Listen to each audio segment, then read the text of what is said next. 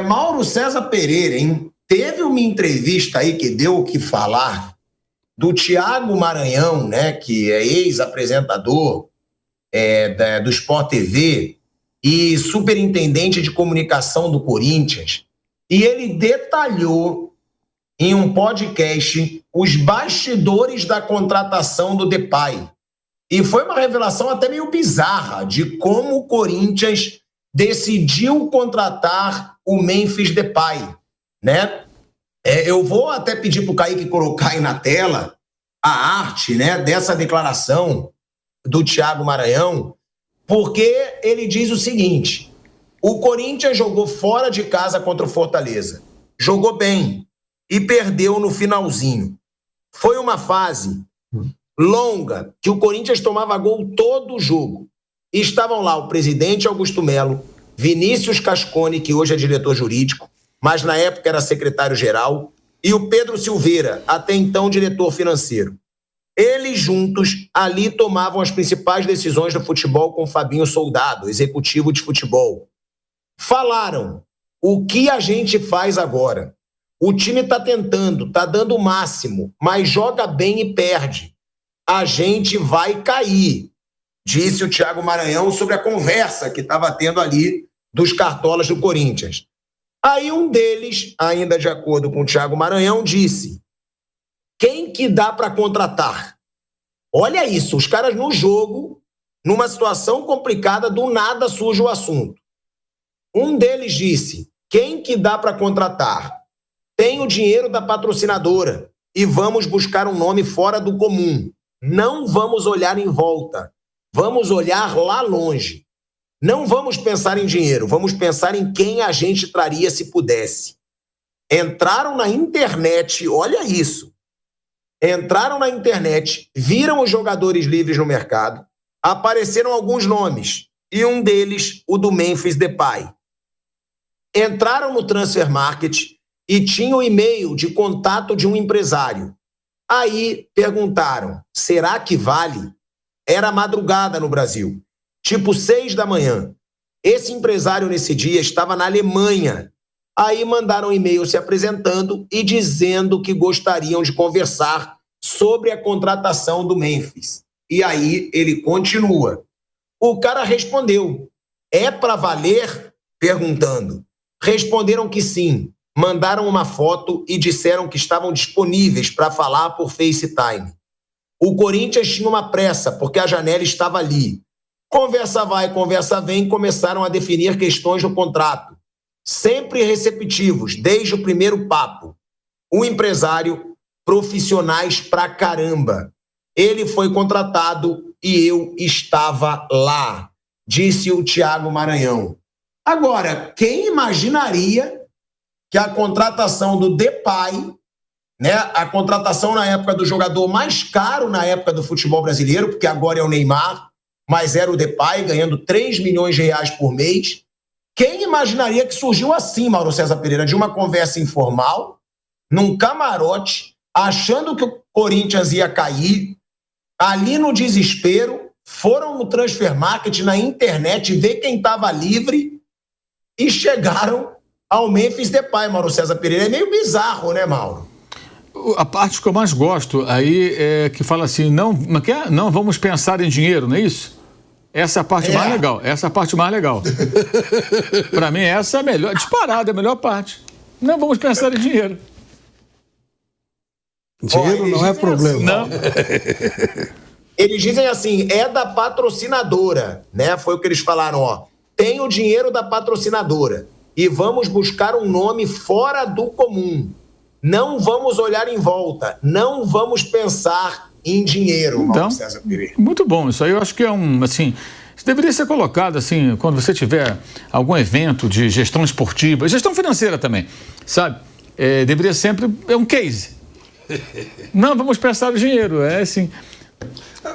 Ô Pilhado e Mauro e amigos, certo dia, aqui na nossa emissora, estávamos transmitindo um jogo do Corinthians.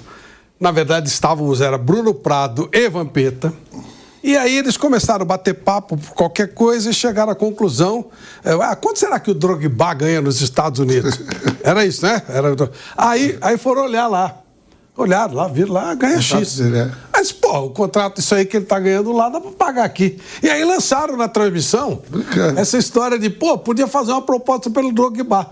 Pois o Corinthians foi atrás do Drogba. Só não veio porque aí apareceu... O São Paulo também foi atrás do Samuel Eto'o. O Raí fez um jogo lá em Ribeirão Preto. O Eto'o veio brincar o jogo. Ele falou que o São Paulo também tinha interesse no Abel Ferreira no Palmeiras, baita acidente, pô. Eles queriam... Lembra que a gente estava no programa, esse horário mesmo, o avião acabou de chegar no Equador. Lembra o Mauro Betti falando que o diretor foi lá para contratar aquele treinador do Del Valle? Ramírez. E depois veio pro Inter e não ficou. E aí não conseguiu, o outro não conseguiu. Então parece que tem um cara lá que ganhou do Jorge Jesus, não vamos saber nem o nome direito. Aqui no Brasil é tudo assim, é tudo por acidente, não tem nada planejado e tal. Isso é de qualquer jeito, e esse de qualquer jeito acabou fechando o negócio. Como o caso do Abel Ferreira, que acabou dando certo. Agora, mas se ele é superintendente de comunicação do Corinthians ainda, eu acho que ele expôs aí meio que uma coisa até meio constrangedora, né, gente? Porque isso mostra que o Corinthians nem pesquisou para contratar o Depay, não viu como ele estava jogando, como é que estava a forma física dele. Vocês não concordam com isso? Porque se foi assim, se foi num camarote de jogo, desesperados, achando que o time podia cair, resolveram entrar na internet para ver quais jogadores grandes que estavam livres no mercado, e no mesmo dia entram em contato, eles não pesquisaram, eles não viram números do Depay na última temporada dele, foi tudo ali de improviso. Não mostra uma certa ausência de planejamento, Flávio Vampeta? Ô, Tico, hoje, antes de vir pro programa, né, de manhã eu assisto, vejo um pedaço de vários programas, né, Flávio, ali, Sport TV, nos canais Disney. E hoje de manhã, no programa lá nos canais Disney, na ESPN Brasil, o vice-presidente do Corinthians, o segundo vice, que tem vários vices, tem o presidente, tem o primeiro vice e o segundo vice. O segundo vice deu hoje uma entrevista bombástica lá, falando que o Augusto ia cair na segunda-feira e que o dinheiro daquela bet lá, que tá dando rolo do caramba isso aí. O cara deu uma entrevista hoje, uma exclusiva lá pro Abel, o Abel Neto e o Celso Zetti, falando todos os trâmites lá. E ele é um dos vices, viu? Mas vai cair mesmo. Ele vai ter crise até segunda-feira, só que depois falando aí, os caras perguntou como o Corinthians joga, se eu não me engano, na terça contra o Huracan, é capaz de viajar com o presidente e voltar assim. Falando. Se o Augusto Melo for com a delegação, a passagem de ida o Corinthians paga de volta. Pagar. E falando isso hoje mesmo, um vice dele, viu? Mas é isso, um vice dele. Tá resolvido. Tava vendo lá hoje pela manhã, cara. Olha só como é que é. Então não se surpreende isso aí que você tá falando, né? É meio bizarro, né? A gente vai falar de outra coisa bizarra, que foi a rescisão do Wendel com o Botafogo, tá? Do Botafogo com o Zenit, na verdade. Porque o Botafogo alega questões geopolíticas, só que agora já tem uma nota do Wendel, que o Wendel diz que foi surpreendido com a rescisão do contrato, já firmado com o Botafogo, que ele já estava agilizando a vinda dele para o Rio de Janeiro, que é normal, o cara mora na Rússia, assinou o contrato em janeiro, o cara já poderia ter alugado uma casa, já poderia estar fazendo mudança, o cara não ia sair da Rússia para o Rio de Janeiro sem planejar nada, sem fazer com antecedência. E do nada o Botafogo lança uma nota dizendo que por questões geopolíticas o Wendel não vai ser mais jogador do Botafogo, foi rescindido o contrato em conjunto entre o Botafogo e o Zenit. A gente vai falar sobre essa polêmica, porque seria um baita reforço para esse Botafogo. Joga muita bola o Wendel.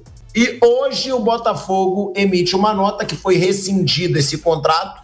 Antes do Wendel chegar, o Wendel diz que foi pego de surpresa. É uma situação meio estranha. Vamos ler primeiro a nota do Botafogo, né? Se o Kaique puder colocar aí na tela. O Botafogo diz o seguinte: o Botafogo comunica que, em comum acordo com o Zenit, firmou o término do contrato com o volante Wendel, que estava acertado para se apresentar ao clube na janela de transferências do meio do ano. Por questões geopolíticas, o negócio não poderá ser concluído. Proprietários do clube russo foram incluídos na lista de sanções internacionais. Olha aí, ó.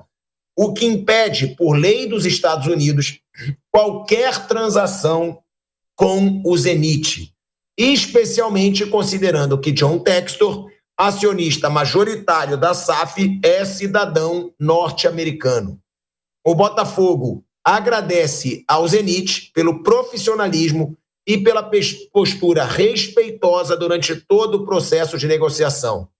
Mesmo diante de um cenário complexo e fora do controle de ambas as partes, o clube russo sempre manteve uma condução transparente e colaborativa, o que reforça sua grandeza.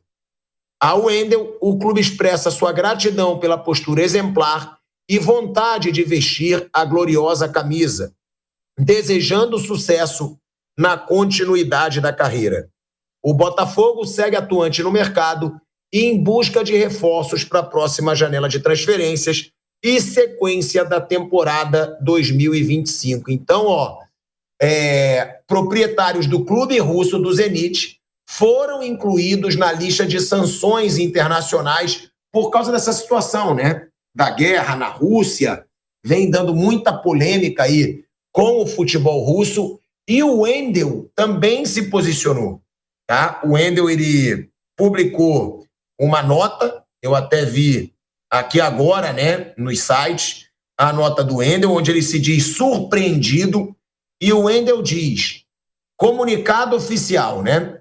Fui surpreendido com a rescisão do contrato já firmado com o Botafogo nessa quarta-feira. Já estava estruturando minha vida no Rio de Janeiro e focado para este segundo semestre.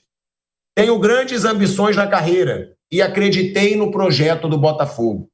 Entretanto, não tenho qualquer participação neste movimento do clube em desfazer o negócio. Deixo isso bem claro para a torcida alvinegra. E fiquei também surpreso, pois sempre cumpri meus contratos por onde eu passei. Agora seguirei minha carreira, buscando crescimento constante e com o objetivo de disputar grandes campeonatos e um dia vestir a camisa da seleção brasileira, o que é o meu sonho. Ou seja, Mauro César Pereira, o Wendel via no Botafogo, pelo que ele escreveu, uma chance de defender a seleção brasileira, de aparecer mais no cenário nacional. Saiu prejudicado o jogador, mas o Botafogo também não tem o que fazer, né, Mauro? Se proprietários do Zenit foram incluídos nas sanções internacionais, né, por causa de toda essa situação da guerra na Rússia. Agora, seria um bom reforço para o Botafogo, Mauro? E o que falar de toda essa situação? Primeiro que essa nota é uma nota bem confusa, né? O Arthur veio, o Luiz Henrique foi, mas antes foi negociado com o time francês, o Lyon, agora não pode mais vir, o jogador não sabia. Muito, muito esquisito. Eu, se eu fosse um torcedor do Botafogo, eu ficaria com a pulga atrás da orelha. Mas o que é isso? Assim? Que nota é essa? Não vê mais. Acho que os botafoguenses têm que começar a se preparar para uma realidade. Tá? A empresa que é dona do futebol do Botafogo está com problema, gente. A gente sabe disso. Teve noticiário já de problemas na Inglaterra, problemas na França, o pessoal do Lyon protestando, o time está sendo rebaixado, questões financeiras. Enfim, a coisa não tá indo muito bem, não. E essa história agora só coloca mais uma grande dúvida com relação ao futuro do Botafogo. O que vai acontecer? Como é que vai ser daqui para frente? Né? E como é que foi essa negociação afinal? Por quanto saiu o Luiz Henrique? Por quanto chegou o Arthur? Como é que fica? A nota não explica. E o Wendel não vem, e aí? Tem uma compensação? Como é que funciona? Deixa de pagar? Não paga? Como é que é? Nada disso explicado. Aliás, o Botafogo nem o balanço divulgou. É o único clube que não divulgou balanço, é o único time que não divulgou balanço. O Atlético Mineiro divulgou com atraso, outra SAF, né? E o Botafogo até agora não divulgou. Então ninguém sabe exatamente qual é a realidade financeira do Botafogo no ano passado, ano de grandes conquistas depois de muito tempo. Até conquista inédita da Copa Libertadores da América. Não se sabe, não tem balanço. Todo mundo muito curioso para ver, mas... Enfim...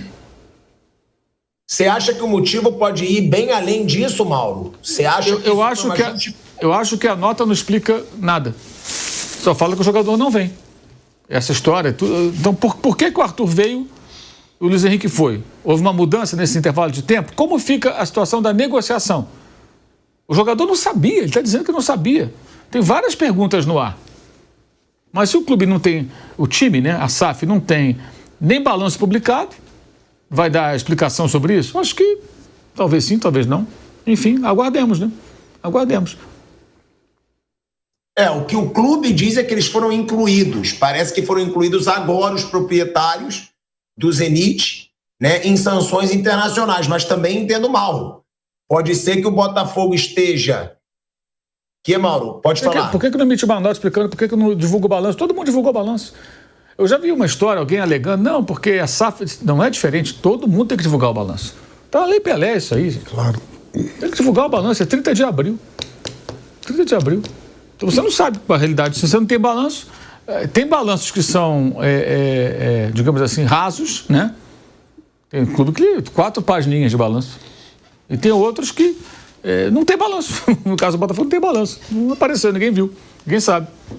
Então...